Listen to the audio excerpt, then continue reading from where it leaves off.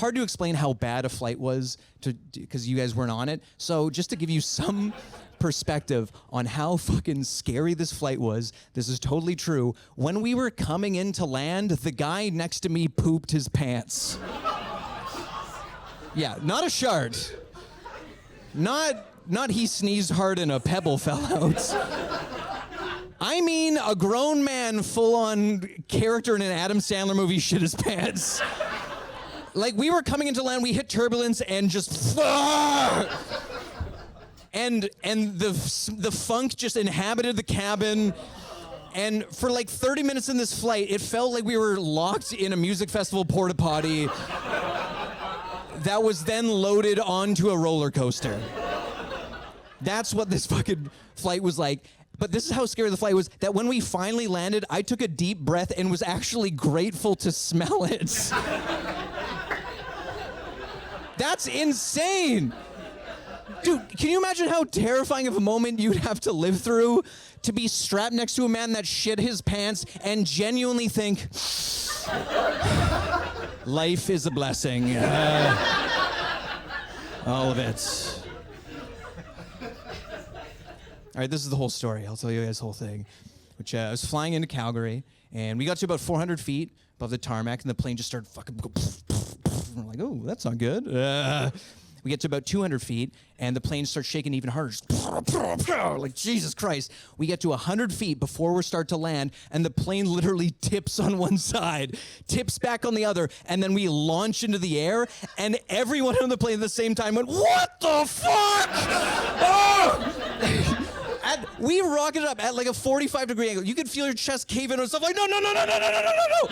We get back up to altitude, and the pilot comes on and is like,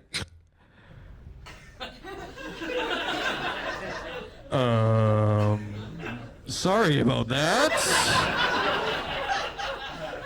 I don't know if you guys noticed, but the control tower switched our runway and forgot to tell us. And we almost had a little whoopsie-daisy. Which, I respect that he was trying to keep calm. That was too fucking calm. What do you mean whoopsie-daisy? We almost landed on a plane, dude. What do you say? That's not a whoopsie-daisy. I understand there needs to be some professionalism, but I actually would have preferred if when we took off, he was like, holy fucking shit! Dude, did you guys see that? Oh my, we almost died. I swear to God, oh my God, we almost died, dude. Dude, I'm telling you, the second we land, I'm calling my wife and asking for a divorce. I swear to God. I've been cheating on her with these flight attendants. Life's too short to live a lie. I can't do it anymore. I actually would have fucking preferred that. I was like, whatever. Glad they solved the problem. We circle the city again, try to land, and the same thing happens. Same thing. We get to 200 feet, the plane goes, and we just launch into the air, and we were all like, not again! We get back up to altitude, and we're like, what's the pilot gonna say? And he doesn't say shit. He doesn't say anything. And do you know why he's not talking? Because he knows that we know that he fucking lied about the runway.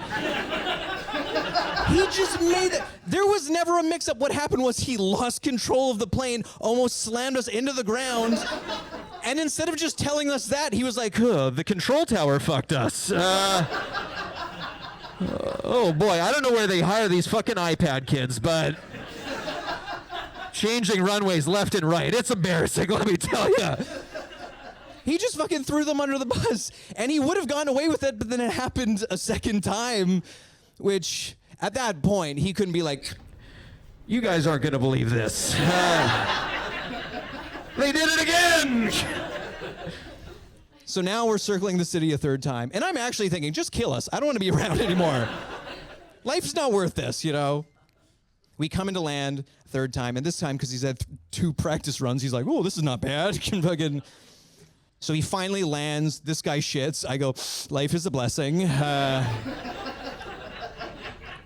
But this was the worst part about the whole experience to me, was the pilot never acknowledged what happened. He never actually talked about how fucked up that was, to the point where, you know, when you leave a flight, he's standing there to say oh, thanks for flying Delta or whatever. I was fully expecting him to be cowering in the cockpit or something. I didn't expect him to show his face. He didn't do that. I literally walked off the plane and he stopped me and said, "Hey buddy, hope you had a nice flight." Dude, the confidence and ego, dude, would you fucking cook a meal for someone, give them food poisoning, and when they're throwing up, be like, "So did you like it?" Or too much salt, too little salt? Do you know what that'd be like? That would be like if I bombed for an hour, then after the show, I blocked the door and was like, "Pretty fucking funny, huh?" Follow me on Instagram right now. All right, I was the one that pooped. I'll be honest. I can't lie to you guys.